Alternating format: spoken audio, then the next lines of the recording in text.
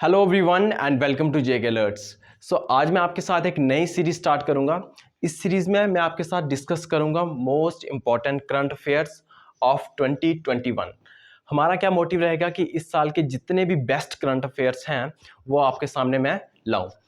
अब इस वीडियो में मैं आपको सामने क्या करूंगा कि 5 से 10 करंट अफेयर्स आपके साथ डिस्कस करूंगा, बट वो 5 से 10 करंट अफेयर्स 100 क्वेश्चंस के इक्वल होंगे।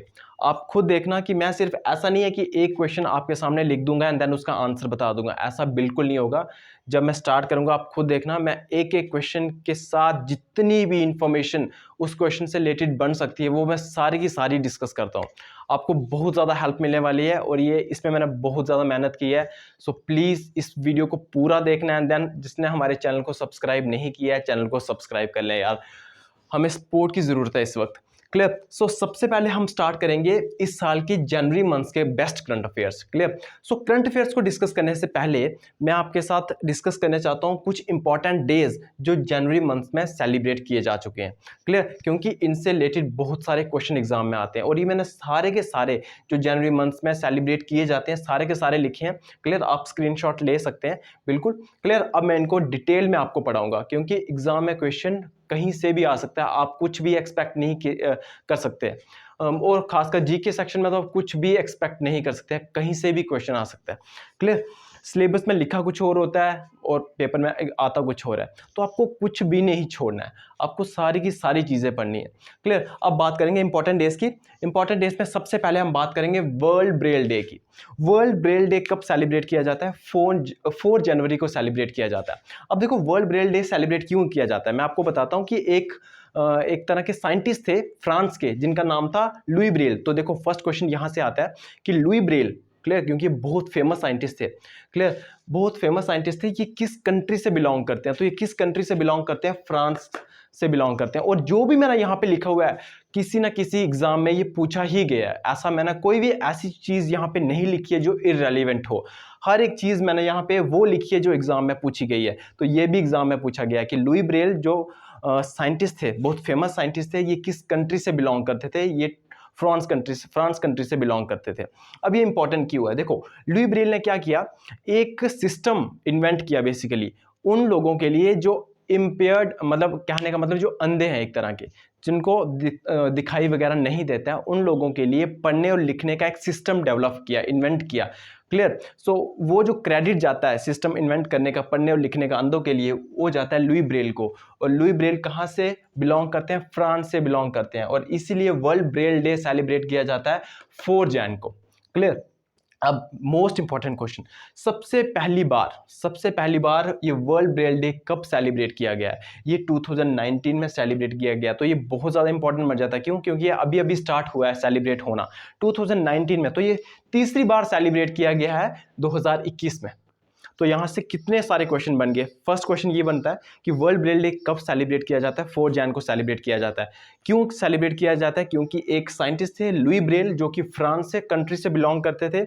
उन्होंने एक सिस्टम इन्वेंट किया था पढ़ने और लिखने के लिए अंधों के लिए। क्लियर। और ये वर्ल्ड ब्रेल डे कब स्टार्ट किया गया, पहली बार कब सेलिब्रेट किया गया? 2019 में सेलिब्रेट किया गया। सो इस तरह से हम पढ़ेंगे। इस तरह से पढ़ने से आपको हर एक चीज़ अच्छे से क्लियर होएगी और याद भी रहेगी। क्लियर। अब बात करते हैं नेक्स्ट डीआरडीओ के बारे में। देखो आपको पता है defence research development organisation, DRDO के बारे में कौन नहीं जानता। हमारी जो इंडियन फोर्सेस हैं उनको जो वेपन्स वगैरह प्रोवाइड करता है या जो भी टेक्नोलॉजी वगैरह प्रोवाइड करता है वो कौन प्रोवाइड करता है? डीआरडीओ प्रोवाइड करता है। तो डीआरडीओ की एस्टेब्लिशमेंट कब हुई थी, कब एस्टेब्लिश हुआ था डीआरडीओ? 1958 में एस्टेब्लिश हुआ था। 1 जैन 1958 में एस्टेब्लिश हुआ था डीआरडीओ, जिसकी फुल फॉर्म होती है डिफेंस रिसर्च डेवलपमेंट ऑर्गेनाइजेशन। और डीआरडीओ ने अपना फाउंडेशन डे सेलिब्रेट किया 63rd फाउंडेशन डे सेलिब्रेट किया 1 जनवरी 2021। मतलब 1 जनवरी 2021 को बेसिकली 63 इयर्स पूरे हो गए डीआरडीओ के। क्लियर। तो उन्होंने अपना फाउंडेशन डे सेलिब्रेट किया 1 जनवरी 2021 में। तो बहुत ज़्यादा, खुद से ही बहुत ज़्यादा इंपॉर्टेंट क्वेश्चन है। पहला क्वेश्चन ये बन सकता है कि डीआरडीओ की फुल फॉर्म क्या है? Defence research development organisation. इसका काम क्या है? बेसिकली वेपन्स वगैरह प्रोवाइड करना इंडियन आर्म्ड फोर्सेस को। क्लियर। इसकी एस्टेब्लिशमेंट कब हुई? इसकी एस्टेब्लिशमेंट 1958 में हुई। क्लियर। और 1 जनवरी 2021 में इसने अपना 63rd फाउंडेशन डे सेलिब्रेट किया। तो ये भी पूछा जा सकता है कि डीआरडीओ ने अपना कौन सा फाउंडेशन डे 1 जनवरी 2021 में सेलिब्रेट किया। क्लियर। अब इसका हेडक्वार्टर कहाँ पे है? डीआरडीओ का, डिफेंस रिसर्च डेवलपमेंट ऑर्गेनाइजेशन का हेडक्वार्टर न्यू दिल्ली में है। इसकी चेयरमैन कौन है अभी? Who is the incumbent chairman of DRDO? That is doctor G Satish Reddy. Clear. So अभी तक हमने 2 इंपॉर्टेंट डेज पढ़े हैं और उनसे रिलेटेड कम से कम भी हमने 15 से 20 क्वेश्चंस डिस्कस कर लिए हैं। किसी भी तरह से आ सकते हैं। एस्टैब्लिशमेंट ईयर पूछा जा सकता है कि कब एस्टैब्लिश्ड हुआ, तो 1958 में। या ऐसा पूछा जा सकता है कि 1958 में कौन सी ऑर्गेनाइजेशन क्लियर का एस्टैब्लिशमेंट हुआ था। तो किसी भी तरीके से पूछा जा सकता है। अब बात चेयरमैन के बारे में पूछा जा सकता है, हेडक्वार्टर के बारे में पूछा जा सकता है। क्लियर। कौन सा फाउंडेशन डे सेलिब्रेट किया, इस बारे में पूछा जा सकता है। किसी भी तरीके से पूछा जा सकता है। अब बात करते हैं प्रवासी भारतीय दिवस। इसके बारे में सबको पता होता है, प्रवासी भारतीय दिवस ये 9 जनवरी को सेलिब्रेट किया जाता है। अब एक बार जब मैंने एग्जाम दिया था, मेरे को किस तरह से पूछा गया था कि 9 जन 1915 में बेसिकली ऐसा क्या हुआ था कि उसको सेलिब्रेट करने के लिए एक डे सेलिब्रेट किया जाता है। तो क्वेश्चन को बिल्कुल डायरेक्ट तरीके से नहीं पूछा जाता है एग्जाम में, घुमा फिरा के पूछा जाता है। क्लियर। सो प्रवासी भारतीय दिवस कब सेलिब्रेट किया जाता है? 9 जैन को सेलिब्रेट किया जाता है। और सबसे पहली बार कब सेलिब्रेट किया गया? 2003 में सेलिब्रेट किया गया। अब मैं आपको बताता हूं कि क्यों सेलिब्रेट किया जाता है। बेसिकली महात्मा गांधी, आपको पता है, साउथ अफ्रीका से मुंबई वापिस आए थे। और कब आए थे? 9 जैन 1915 को। 9 जैन 1915 को basically Mahatma Gandhi south Africa से मुंबई वापिस आए थे, इसीलिए सेलिब्रेट किया जाता है प्रवासी भारतीय दिवस। प्रवासी का मतलब होता है जो बाहर रहते हैं। क्लियर। और आजकल तो जो बाहर रहते हैं वो हमारी इंडियन डेवलपमेंट में बहुत ज़्यादा रोल प्ले कर रहे हैं, इसलिए भी बेसिकली प्रवासी भारतीय दिवस सेलिब्रेट किया जाता है। मतलब वो इंडियंस जो बाहर रह के भी इंडिया में डेवलपमेंट कर रहे हैं, क्लियर, उनकी बेसिकली जो उनका रोल है डेवलपमेंट में इंडिया का, क्लियर, उसको मार्क करने के लिए भी प्रवासी भारतीय दिवस सेलिब्रेट किया जाता है। तो इससे क्या क्वेश्चन बन सकता है कि प्रवासी भारतीय दिवस कब सेलिब्रेट किया जाता है? 9 जैन को सेलिब्रेट किया जाता है। क्लियर। पहली बार कब सेलिब्रेट किया गया? 2003 में सेलिब्रेट किया गया। महात्मा गांधी साउथ अफ्रीका से कौन से ईयर में लौटे थे और कौन सी डेट को लौटे थे? तो वो था 9 जन 1915 को। क्लियर। साउथ अफ्रीका से कहाँ लौटे थे? मुंबई में लौटे थे। क्लियर। सो अभी तक हमने 3 इंपॉर्टेंट डेज डिस्कस किए हैं जनवरी मंथ के। अब बात करते हैं national youth day, 4th one की। नेशनल यूथ डे कब सेलिब्रेट किया जाता है? 12 जनवरी को हमारा नेशनल यूथ डे सेलिब्रेट किया जाता है। और क्यों सेलिब्रेट किया जाता है? क्योंकि इस दिन स्वामी विवेकानंद जी का बर्थडे होता है। ठीक है। तो स्वामी विवेकानंद जी के बर्थडे के दिन नेशनल यूथ डे सेलिब्रेट किया जाता है। ठीक है। और आपको पता होगा कि स्वामी विवेकानंद जी ने रामाकृष्ण मिशन स्टार्ट किया था। तो कितनी सारी इंपॉर्टेंट इन्फॉर्मेशन है जो आपको याद करनी है। नेशनल यूथ डे 12 जनवरी को सेलिब्रेट किया जाता है। इस दिन होता क्या है? बेसिकली हमारे जो स्वामी विवेकानंद जी थे, इनका बर्थडे होता है और स्वामी विवेकानंद जी ने रामाकृष्ण मिशन स्टार्ट किया था। अब कभी कभी ये भी पूछ लिया जाता है कि इंटरनेशनल यूथ डे कब सेलिब्रेट किया जाता है? तो ये 12 अगस्त को सेलिब्रेट किया जाता है। क्लियर। तो ये ये इंपॉर्टेंट है। ये नेशनल यूथ डे सिर्फ इंडिया में सेलिब्रेट किया जाता है। इंटरनेशनल यूथ डे पूरे वर्ल्ड में सेलिब्रेट किया जाता है। क्लियर। कब सेलिब्रेट किया जाता है? 12 अगस्त को सेलिब्रेट किया जाता है। क्लियर। सो अभी तक हमारे 4 इंपॉर्टेंट डेज डिस्कस हुए हैं। अब बात करते हैं आर्मी डे की। देखो, आर्मी डे कब सेलिब्रेट किया जाता है? 15 जनवरी को सेलिब्रेट किया जाता है आर्मी डे। इस दिन हुआ क्या था कि हमारे जो फील्ड मार्शल थे KM करियप्पा, मोस्ट इंपॉर्टेंट नाम है ये, आपको याद रखना है। फील्ड मार्शल KM करियप्पा ने इंडियन आर्मी की कमांड 1949 में 15 जन 1949 में इंडियन आर्मी की कमांड अपने हाथों में ली थी। किससे ली थी? क्योंकि पहले KM करियप्पा से पहले ब्रिटिश कमांडर इन चीफ थे। मतलब जो आर्मी का जो चीफ था वो ब्रिटिश था बेसिकली। और सबसे पहले जो इंडियन, ठीक है, जो सबसे पहले इंडियन जो फील्ड मार्शल बना, जिसने कमांड इंडियन आर्मी की ली, वो थे KM करियप्पा। और इसी दिन से बेसिकली आर्मी डे सेलिब्रेट किया जाने लगा। क्लियर। सो अब ये पूछा जा सकता है कि जो last British commander in chief थे, क्लियर, ब्रिटिश के जो लास्ट थे जिनसे ये इन्होंने अपनी कमांड ली थी, उनका नाम क्या? तो उनका नाम था sir Francis butcher. Clear. Sir Francis butcher से KM करियप्पा ने अपनी कमांड ली आर्मी से। क्लियर। तो इसलिए आर्मी डे सेलिब्रेट किया जाता है 15 जनवरी को। एक बार दोबारा से रिवाइज करवा देता हूं आपको कि आर्मी डे 15 जनवरी को सेलिब्रेट किया जाता है। क्यों सेलिब्रेट किया जाता है? क्योंकि इस दिन फील्ड मार्शल KM करियप्पा ने आर्मी की कमांड ली थी अपने हाथों में। क्लियर। किससे ली थी? जो ब्रिटिश के लास्ट कमांडर इन चीफ थे सर फ्रांसिस बुचर, उनसे ली थी। क्लियर। इसलिए आर्मी डे सेलिब्रेट किया जाता है 15 जनवरी को। मोस्ट इंपॉर्टेंट क्वेश्चन है। सो अब बात करते हैं नेशनल गर्ल चाइल्ड डे। देखो, national girl child day celebrate किया जाता है 24 जनवरी को, और international girl child day celebrate किया जाता है 11 अक्टूबर को। Clear? So ministry of child and women and child development, basically जब इन्होंने देखा, इस मिनिस्ट्री ने देखा कि वुमेन्स के ऊपर बहुत सारा मतलब अत्याचार वगैरह हो रहा है। क्लियर? सो इसलिए अवेयरनेस फैलाने के लिए गर्ल से related national girl child day celebrate किया जाता है 24 जनवरी को। और इंटरनेशनल गर्ल चाइल्ड डे कब सेलिब्रेट किया जाता है? 11 अक्टूबर को। मोस्ट इंपॉर्टेंट क्वेश्चन हैं ये दोनों। अब बात करते हैं, और सबसे पहले अब क्वेश्चन ये अब पूछा जाए कि अगर सबसे पहले गर्ल चाइल्ड डे कब सेलिब्रेट किया गया, तो ये 2008 में सेलिब्रेट किया गया। मतलब ये भी मतलब लेटेस्ट ही है, ये इतनी लेटेस्ट भी नहीं है बट लेटेस्ट ही है। तो पहली बार नेशनल गर्ल चाइल्ड डे 2008 में सेलिब्रेट किया गया। अब बात करते हैं नेशनल वोटर्स डे की। नेशनल वोटर्स डे कब सेलिब्रेट किया जाता है? 25 जनवरी को सेलिब्रेट किया जाता है नेशनल वोटर्स डे।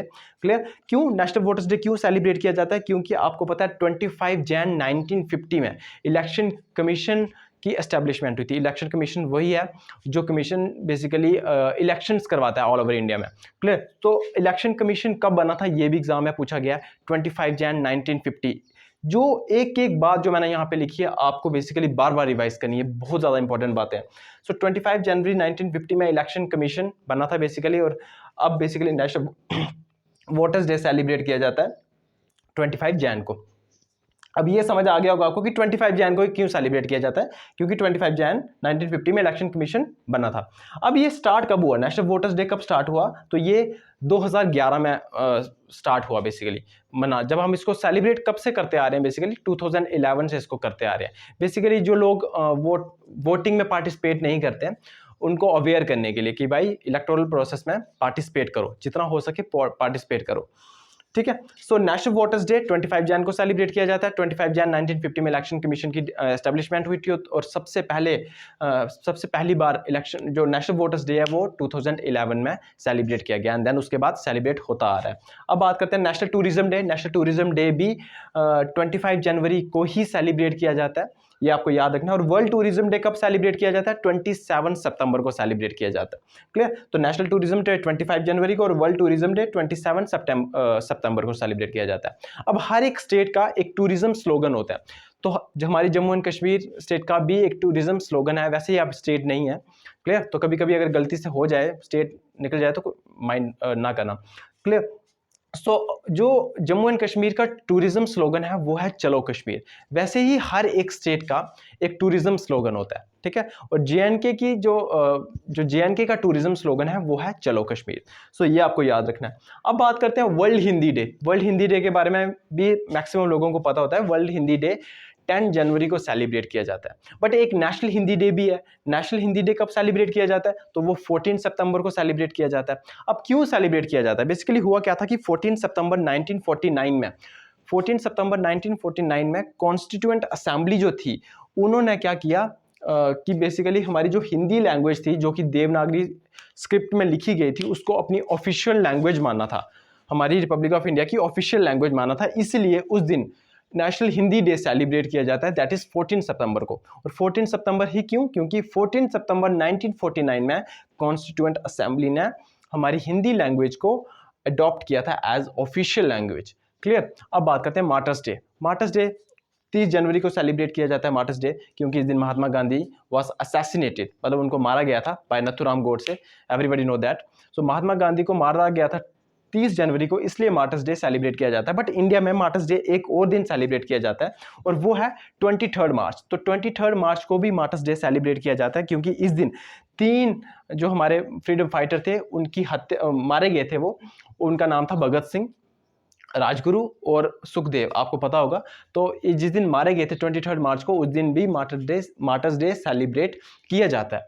अब बात करते हैं world leprosy day. World leprosy day भी सेलिब्रेट किया जाता है 30 जनवरी को, क्योंकि वो लोग जो लेप्रोसी बेसिकली लेप्रोसी बीमारी है, तो लेप्रोसी से जो लोग बेसिकली पीड़ित थे, महात्मा गांधी ने उनकी बहुत ज़्यादा हेल्प की थी। इसीलिए वर्ल्ड लेप्रोसी डे भी उनके महात्मा गांधी के जिस दिन वो मर गए थे, क्लियर, असैसिनेट किए गए थे, उसी दिन सेलिब्रेट किया जाता है। तो वर्ल्ड लेप्रोसी डे भी 30 जनवरी को सेलिब्रेट किया जाता है। तो ये सारे के सारे इंपॉर्टेंट डेज हैं जो जनवरी मंथ में सेलिब्रेट किए जाते हैं। अब कुछ स्टेट्स हैं जो अपना स्टेटहुड डे सेलिब्रेट करती हैं जनवरी मंथ में, वो डिस्कस कर लेते हैं कि कौन कौन सी स्टेट्स हैं जो अपना स्टेटहुड डे सेलिब्रेट करती हैं जनवरी मंथ में। सो सबसे पहले हम बात करेंगे 21 जैन की। देखो 21 जनवरी में 3 स्टेट्स हैं जो अपना जो स्टेटहुड डे है वो सेलिब्रेट करती हैं। वो स्टेट है मणिपुर, मेघालय एंड त्रिपुरा।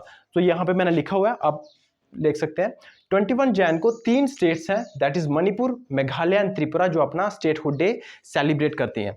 अब बात करते हैं 24 जैन की। 24 जैन में होता क्या है कि उत्तर प्रदेश अपना स्टेटहुड डे सेलिब्रेट करती है। क्लियर? सो उत्तर प्रदेश। और 24 जैन को और साथ में क्या होता है, 24 जैन को नेशनल गर्ल चाइल्ड डे होता है। तो ऐसा एग्जाम में पूछा गया है एक बार कि नेशनल गर्ल चाइल्ड डे जिस दिन सेलिब्रेट किया जाता है उस दिन कौन सी स्टेट अपना जो स्टेटहुड डे है वो सेलिब्रेट करती है, तो वो है उत्तर प्रदेश। सिमिलरली बिल्कुल ऐसा क्वेश्चन एक बार और पूछा गया था कि जिस दिन नेशनल वोटर्स डे सेलिब्रेट किया जाता है उस दिन कौन सी स्टेट अपना स्टेटहुड डे सेलिब्रेट करती है, तो वो है हिमाचल प्रदेश।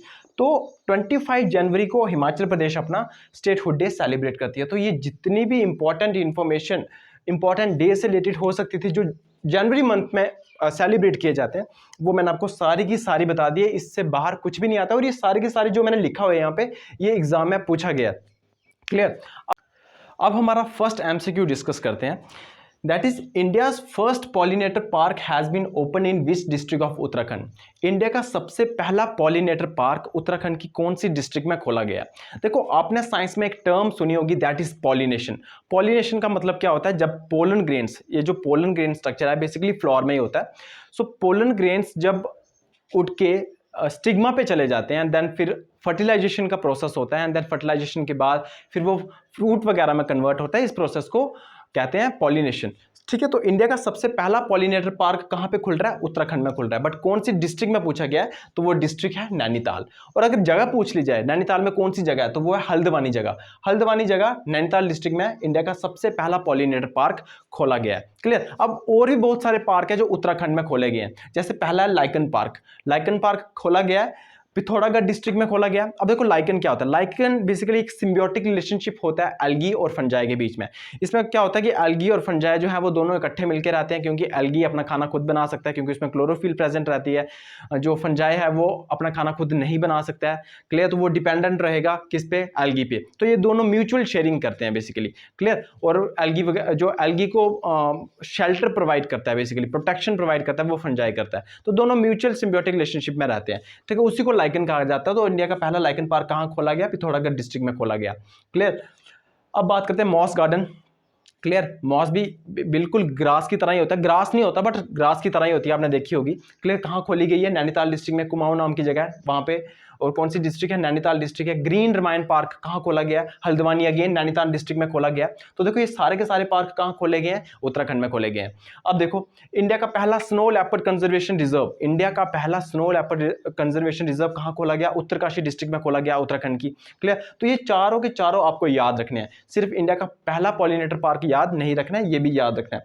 अब बात करते हैं हमारा उत्तराखंड जो है आपको पता है एक हिली एरिया है। क्लियर? बहुत सारे पहाड़ हैं इसमें, तो बहुत सारे हिल स्टेशंस भी होंगे। तो बहुत फेमस हिल स्टेशंस है, जैसे मसूरी आपने नाम सुना होगा, मसूरी आपने नाम सुना होगा, रानीखेत आपने नाम सुना होगा।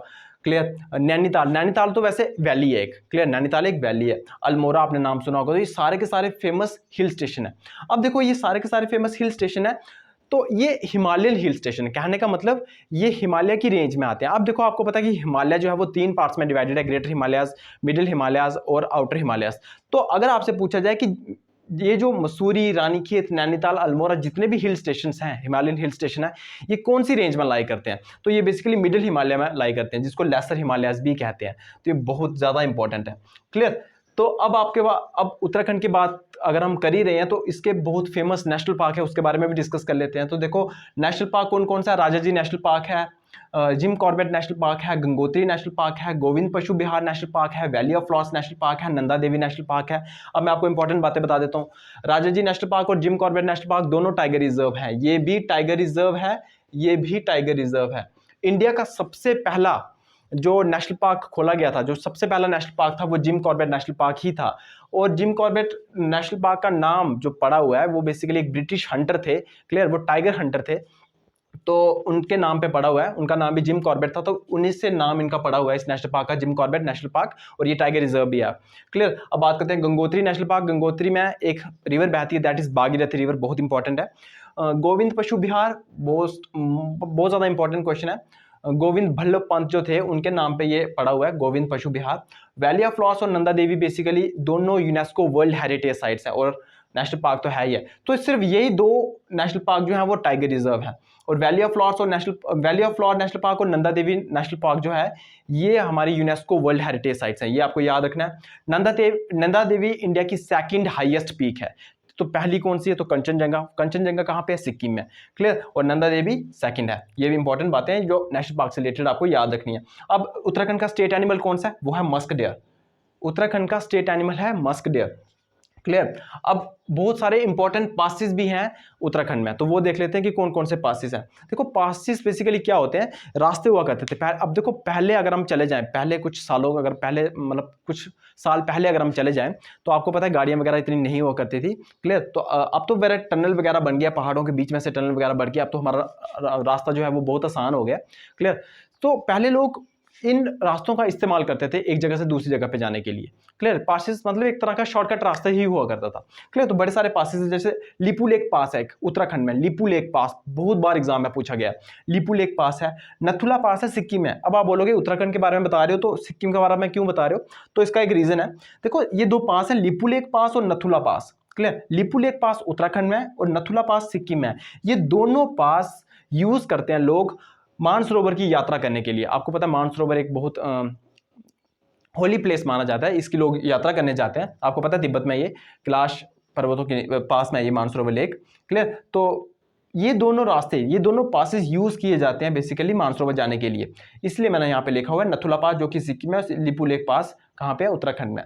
ठागला पास और नीति पास, तो ये तीन पास हैं जो उत्तराखंड में, that is Lipulekh pass, Thangla pass and Niti pass. Clear. तो ये सारी की सारी इंपॉर्टेंट इंफॉर्मेशन है, इसलिए मैं आपको कह रहा था कि हम एक क्वेश्चन डिस्कस करेंगे, बट उस क्वेश्चन के साथ इतनी सारी बातें डिस्कस करेंगे, अभी और भी बहुत सारी बातें हैं, ठीक है, बट वो अगली किसी क्वेश्चन में कर लेंगे। इस वीडियो में हम इतना ही रखते हैं क्योंकि ये वीडियो बहुत लंबी बन जाएगी। तो आपको ये बेसिकली आपको क्या करना है कि इस वीडियो को पूरा देखना है, एंड देन जितने भी इंपॉर्टेंट पॉइंट्स यहाँ पे मैंने लिखे हुए हैं आप राइट डाउन कर सकते हो।